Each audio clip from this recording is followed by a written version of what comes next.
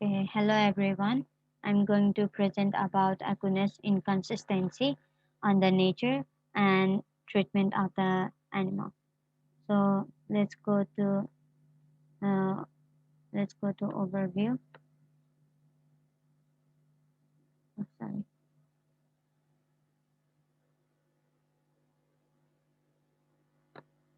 So this is the overview. We will talk about introduction of the artifact and then analysis of the artifact, then implication of the artifact and biblical worldview. So in introduction, we basically discuss about the author and then her view. So the artifact is written by Judith Barad, who was born in America in a Catholic family, and she is a professor and a philosopher at Indiana University. Her achievements is Marcus Who's Who, and uh, she is fond of animals. So here she explained the inconsistency that is present in Aquinas' philosophy. And so, uh, so she believed that Aquinas should explain uh, uh, the inconsistency that exists in his philosophy, which is animal have rights due to their instinct, instinct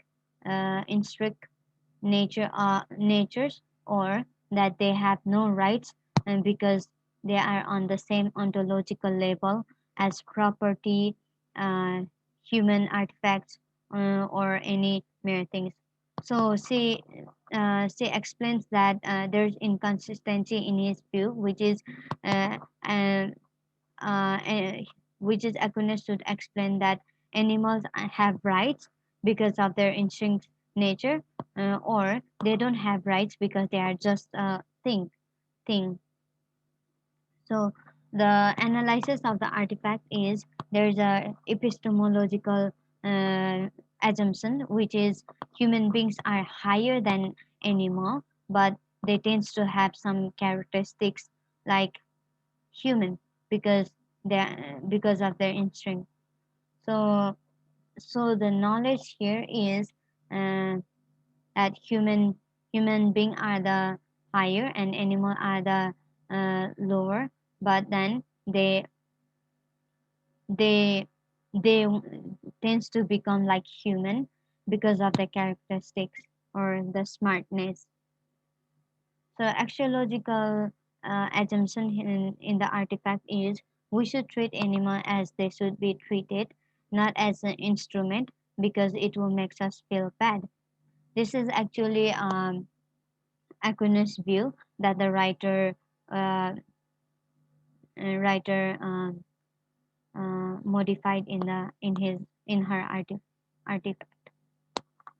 So the keywords that help us to understand artifacts are ontological view, which is uh, animals are just a thing, and human beings are higher than animal, and divine likeness that human and animals are close to divine because of our characteristics or the nature that we have, and the hierarchy of the doctrines of beings is a it means um, there's a hierarchy uh, created in created by Aquinas, which is people, animal, and then things. So the number four is instinct. That animal tends to uh, be like human because of their nature. Uh, Only some animal tends to be like human because of their nature and smartness. Mm. And then natural rights, uh, that animal also have rights to be treated as they should be treated. Uh, this is the idea presented in the artifact. Uh, and then instrument that Aquinas treat animals as instrument, which the writer um, think that this should not. This should not be the view of animal. So the implication is the first implication is acceptance. So by acceptance, I mean that people uh, uh, it is easy to accept all the views, but then it should be evaluated our perspective.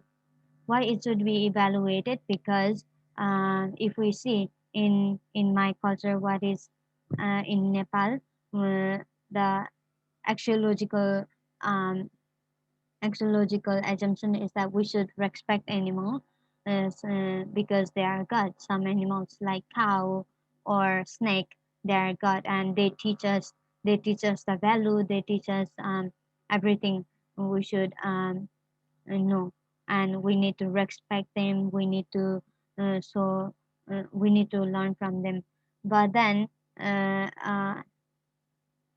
epistemological view there is that the knowledge come from God, um, such as cow, because they bring all happiness and everything that people need, and then that's why the source of knowledge is also animal, because it is God for them. And then this value is taught in school nowadays in Nepal. So it is applicable. This article is applicable to evaluate in Nepali context, especially because um, uh, uh, to show what people think, uh, what um, what is true and what is not true. So this article is very applicable in Nepal, and there's also a sense of good stewardship, that we should not harm animal instead, or treat animal as a thing, but we should take care of them. In the biblical worldview, in Genesis 1:26, which where we can see that God command us to take care of the creation, take care of His creation, not treat animal or His creation as an instrument. And also, Judith Barat call us to take care of the animal because they have feelings just as human has. So the question here is, uh, if uh, if animal as are instrument, Aquinas says, that that means what about the cultural mandate? Where does the cultural mandate come? That mean And even if there is cultural mandate that we should take care of animal, does taking care of animal means treating animal bad, or treating animal as we please? And another question that comes here is killing animal for food is treating animal bad? So these are the questions that I presented here, and so these are the um, these are the references. Thank you.